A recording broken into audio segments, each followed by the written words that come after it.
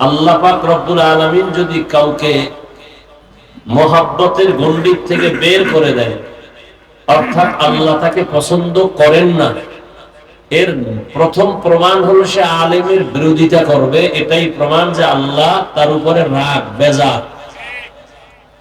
অতএব উলামায়ে কেরামের প্রতি খারাপ মন্তব্য, ধারণা থেকে আল্লাহ আমাদের সবাইকে হেফাজত করেন। আমি আপনাদের দোয়া নেওয়ার জন্য আসছি। দোয়া আমার খুব জরুরি একটা পুঁজি। এলেম আমল কিছুই নাই দোয়া ছাড়া। সবাই তো আর বরদোয়া করে না, করে? আর যারা বরদোয়া করে এদের বরদোয়া কাজে লাগে না। যারা ভালো মানুষ তারা দোয়া করেন, আর সেই দোয়া আমার সব থেকে চলার পথের পুঁজি। সে দোয়া নেওয়ার পাশাপাশি আপনাদের ধৈর্যের উপরে কিছু কথা বলবো, এবং সেই সূত্রেই কোরআনে হাকিমের এক আয়াত, রাসূলের একটি হাদিসের অংশ করেছে। ইখলাস ও রুহানিয়াতের সমন্বয়, সহিহ নিয়তে, সহিহ তরিকায় সহিহ কিছু কথা আমাকে বলার মতো, আপনাদেরকে শুনবার মতো দয়াময় আল্লাহ তৌফিক দান করেন। এই ইকো হয় কেন? রিভার্ব দাও, ভলিউম বাড়াও, মনিটরের সাউন্ড বক্সের ভলিউম বাড়াও। তো ধৈর্য হবে তো ইনশাআল্লাহ। এই বিশাল প্যান্ডেল, বরকতি প্যান্ডেল, যেখানে বসার সাথে সাথে জীবনের গুনাহ মাফ হয়ে গেছে। নবীজি বলেন, যারা ঘর থেকে বের হয়ে যায় দ্বীনি মজলিসে, উলামায়ে কেরামের সাক্ষাতে, তাদের সাথে আল্লাহ পাক প্রত্যেকের সাথে আলাদা আলাদা ৭০,০০০ রহমতের ফেরেশতাকে কাফেলা বানায় দেন। এই বরকতি মজলিসটা বড় দামি। দুনিয়াতে এরকম বরকতের আর কোন মজলিস নাই। উলামায়ে কেরামের মজলিস, দ্বীনি আলোচনার মজলিস বড় দামি। এই মজলিসে আল্লাহ পাক আমাদের কবুল করেছেন, এটা বড় নেয়ামত।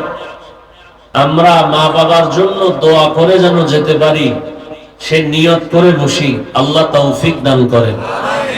কারণ এটা এমন একটা ময়দান যে বড় বড় দামি মানুষ যারা জীবনে চেয়ার ছাড়া বসে না, বিছানার চাদর ছাড়া বসে না, এই মানুষগুলো আজকে মাটির উপরে বসে আছে। কে বড়, কে ছোট, কে আলেম, কে মূর্খ, কে ধনী, কে গরিব, কোনো ভেদাভেদ নেই। এতগুলো মানুষ এক জায়গায় জমা করতে গেলে কোনো টাকাওয়ালা যদি চায়, তাহলে তার কতটা পেরেশান হতে হয়। এই মানুষগুলোকে আসা যাওয়ার জন্য আলাদা ভাড়া বা গাড়ি দিতে হয়। আপনাদের কোনো ফ্রি গাড়ি দেওয়া হয়েছে? হ্যাঁ, রাজনৈতিক প্রোগ্রাম হইলে দলের টাকা আছে, তারা টাকা দিয়ে লোক জমায় মানুষকে দেখানোর জন্য যে আমাদের অনেক লোক। কথা ঠিক না? সত্য কথাটা মানেন আর না মানেন, অন্তত সমর্থন করিয়েন। কিন্তু এই প্যান্ডেল কি কোনো দলীয়, কোন রাজনৈতিক? আর আমিও কোন দলের দালাল না। যারা অনেকের পিছনে পিছনে বলে, আমি মনে চাই এদের পাইলে কানে ধরে জিগেইতাম, তুই কার দালাল? তোর দাড়ি নাই, টুপি নাই, নামাজ নাই, আলেমের বিরুদ্ধে নামছো, তোর কপালে কার অভিশাপ লাগছে দিঘা? মা বাবার অভিশাপ কপালে না লাগলে ওই বেয়াদব কখনো আলেমের বিরোধিতা করে না। অভিশপ্ত সন্তান। তাহলে এটা কোনো দলীয় প্রোগ্রাম? কথা বলেন না কেন? পেছনের ব্যানারে কোনো দলের নাম আছে? নাই। এরপরে এখানে আসার পরে ওই টাকাওয়ালা সাহেব আগে ঘোষণা দিতে হইতো, আসলে ৫,০০০ টাকা দিব বা ২,০০০ টাকা দিব। ৫০০ দিলেও কিছু গাঞ্জা করে আসবো, ৫০০ টাকা অনেক দাম। কি তাহলে এই লোকগুলো আসতো ঠিক, কিন্তু কতটা পেরেশানি! এক, ফ্রি গাড়ি।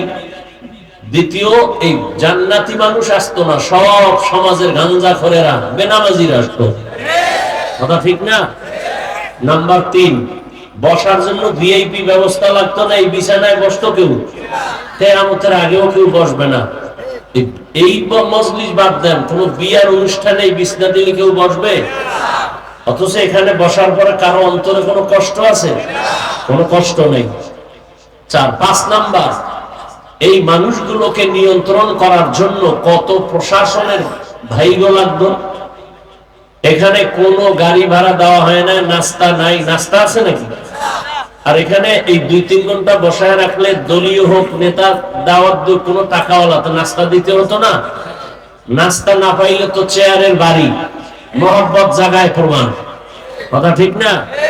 এখানে নাস্তা নাই, খানার চিন্তা নাই, বসার ব্যবস্থাও নাই, নিয়ন্ত্রণের জন্য কোনো প্রশাসনের উল্লেখযোগ্য কেউ নাই, তাদের কোনো কাজও নাই, দাঁড়ায় দাঁড়ায় দেখতেছে হুজুরেরা কি করে, যদি 2-1 থাকেও।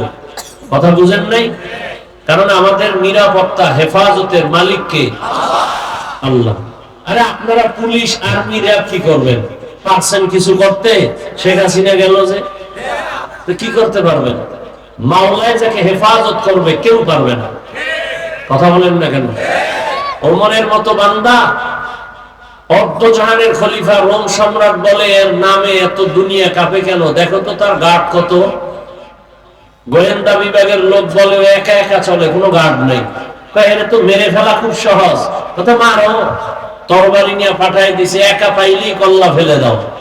খবর পাইছে বিশাল এক ময়দানে, পাহাড়ের পাশে ওমর হাতের বালিশ বানায় ঘুমায়। এইবার তরবারিওয়ালা খুব সুযোগ পাইছে, এই সুযোগ হাত ছাড়া করা যায় না।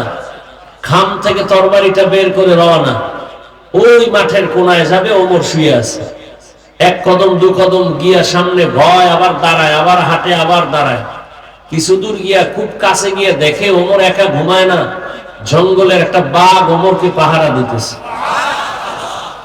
দেখে ভয়ে তরবারি ভুলে গেছে, ওমরের ঘুম ভেঙে গেছে। তাকায় বলে, কি ভয় পায় না? দিগাও, কি সমস্যা কি? সব খুইলা বলছে। এইবার বলে, তুমি কি চাও? আমি কালেমা পড়তে চাই। যারা দিয়া ভূত সারাবে, তারে যদি ভূতে পায় কি হয়? এর নাম কপাল। যেই রসুলকে এক নজর দেখলে জাহান্নাম হারাম, যে নবীজির চেহারা মোবারক একবার দেখলে পেটের ক্ষুধা থাকে না, সেই নবী কত বরকতের নবী। আর সেই নবীকে 13 বছর কাছে বসে দেখলো, বয়ান শুনলো, কালেমা পড়ে নাই। এইরকম নিকৃষ্ট পৃথিবীর বেঈমানের নাম জানেন আপনি? এর নাম কপাল। আর 27 বছরের যুবক নবীকে জবাই করতে রওনা তরবারি নিয়ে, নবীকে দেখা মাত্র তরবারি ফালায়, বলেন, ইয়া রাসূলুল্লাহ, আমার কল্লা কেটে দেন, তবে কালেমার রশি আগে লাগায় দেন। কয় বছরের যুবক? 27 বছরের যুবক। এর নাম কপাল।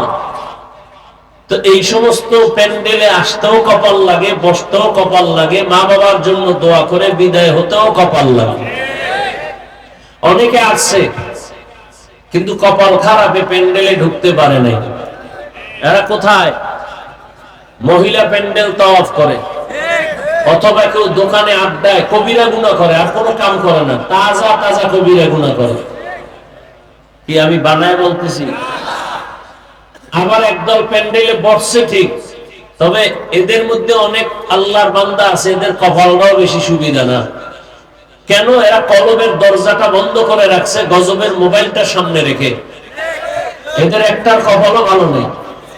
যারা মোবাইল হাতে নিছে, আমি একটু আগে রুমে বসে বলছি, যদি বরদোয়া করা হালাল হইতো, তাহলে হাত তুইলা তাহাজ্জুদে বরদোয়া করতাম। এই মোবাইলে যারা ছবি তোলার জন্য পাগল, সরকারের কোনো প্রয়োজন ছাড়া, মদিনার অর্ডার ছাড়া, ভিন্ন কোনো কারণে ছবি তোলা 1000 কোটি বার হারাম, কবিরা গুনাহ। বসছেন বেহেশতের বাগানে, করতেছেন কবিরা গুনাহ। কপালটা তো খারাপ কেন? 24টা ঘন্টা মোবাইল নিয়ে মরেন, সারাটা রাত দরওয়াজা জানালা বন্ধ করে মোবাইলে কবিরা গুনাহ দেখেন। স্ত্রীর হকের চিন্তা করেন না, সন্তানের হক আদায়ের চিন্তা করেন না, সারা রাত মোবাইল চালায়, সারা রাত কবিরা গুনাহ করেন, নামাজের খবর নাই।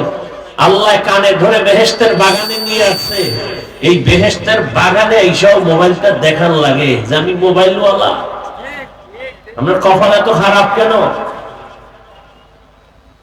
অনেক চালাক মানুষ বসে আছে এটার জবাব দেওয়ার জন্য। তুমি যেই জবাব দিবা, তোমার থেকে 1% চালাক আমি। তোমার জবাবের পাল্টা জবাব আমি রেডি রেখেছি। তুমি কি জবাব দিবা বেশি থেকে বেশি? যে হাফিজ ভাই, আপনি আমার ভালোবাসার মানুষ, মোবাইলে রেকর্ড করতেছি, ছবি উঠাইতেছি, তোমার এই প্রশ্ন অন্তরে নিয়ে জবাব রেডি করে রাখছি। এবার তুমি আমার প্রশ্নের জবাব দাও। 200 হাত দূরে বসে মোবাইল ধরলে ছবি আর রেকর্ড ভালো হবে? বলো। বরং তোমার কাজটা পিওর ভাবে মিডিয়াওয়ালারা করতেছে। সকালবেলা ডাউনলোড করে নিতে পারবা, এতটুকু বুদ্ধি যদি না থাকে কচু গাছ খুঁজো, তোমার বেঁচে থেকে কোনো সার্থকতা নেই। তুমি এত বড় নির্বোধ, তোমার মরা ভালো। আল্লাহর কাছে দোয়া করি আল্লাহ হেদায়েত দান করুন।